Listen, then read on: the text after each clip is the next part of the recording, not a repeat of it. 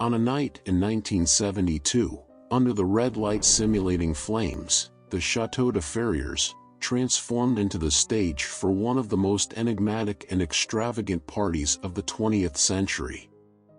The Rothschild Surrealist Ball, a celebration that blurred the lines between reality and art, between opulence and the occult. But who is behind this mask of surrealism and luxury? Dive with us into the history of the Rothschilds, a family whose name is synonymous with power, wealth, and mystery. Before we begin, like this video and subscribe to our channel so you don't miss any of our fascinating research. Subscribing is free and thus gives rise to more chapters of this channel. In the shadowy corridors of power and fame, the elite's gatherings have long been shrouded in mystery and speculation. These exclusive events, often hidden from the public eye, are not just about opulence and grandeur. They are believed to be melting pots of hidden agendas, clandestine deals, and unspoken rituals. Over the years, many actors and singers have come forward with harrowing tales of abuse and exploitation, shedding light on the dark sacrifices required for entry into these hallowed circles. The path to stardom, it seems, is fraught with more than just hard work and talent. It demands a price that goes beyond the imaginable. These elite parties, often seen as the epitome of luxury and exclusivity, are rumored to be more than just social gatherings. They are said to be arenas where the powerful and influential engage in obscure and sometimes illicit activities, masked by the glamour of high society. The secrets of these high spheres, guarded by a veil of wealth and prestige, are whispered about but rarely confirmed. As we delve into the world of the Rothschild Surrealist Ball of 1972, we enter a realm that epitomizes these enigmatic elite gatherings. This event, known for its lavish and bizarre nature, serves as a perfect example of how the lines between art, power, and hidden practices can blur, creating an atmosphere where reality seems as malleable as the dreams and nightmares conjured by the guests' extravagant costumes and the surreal setting.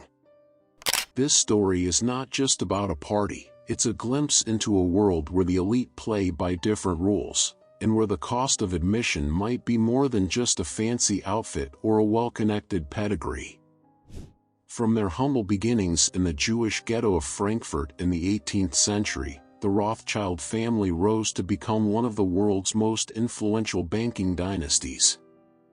With branches across Europe, their influence extended beyond finance, touching politics, society, and the arts. But it was in the 1970s that their legacy took a surreal turn. On the night of December 12, 1972, Guida Rothschild and Marie-Helene de Rothschild, host and visionary, invited the social elite to an unprecedented experience. Guests, including Audrey Hepburn and Salvador Dalí, navigated a labyrinth of black ribbons, guided by servants dressed as cats, to enter a world where the impossible became reality. Dishes covered in fur, tables adorned with dismembered dolls and dried turtles, and a naked woman made of sugar on a bed of roses. Every detail was a challenge to logic and a feast for the senses. But behind this facade of extravagance, some saw something more sinister. Were these surreal elements mere artistic expressions, or did they hide darker symbolisms? The Rothschilds, a family shrouded in rumors of conspiracies and hidden power, opened their doors to a celebration that defied all logic, the Surrealist Ball. A party that delved into the grotesque, the extravagant, and the utterly surreal. Imagine being one of the select guests, receiving an invitation written backward, a puzzle that only reveals its secret in the reflection of a mirror. The anticipation grows, and upon arrival, you find a castle illuminated in blood red, as if the very flames of hell consumed it. A labyrinth of black ribbons guides you, while figures dressed as cats, nocturnal and mysterious creatures, whisper in your ear. Inside, the spectacle becomes even more bizarre.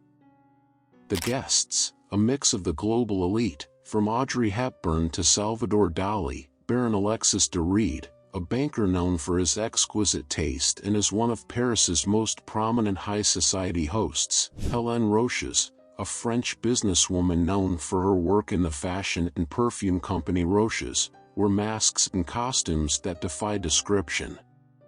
Dalí, the master of surrealism, not only attended the party but also left his indelible mark on it, designing some of the most striking and memorable masks of the night.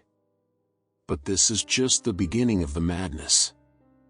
The tables, a showcase of the macabre and extravagant, are decorated with dismembered dolls and dried turtles, a visual feast bordering on the grotesque.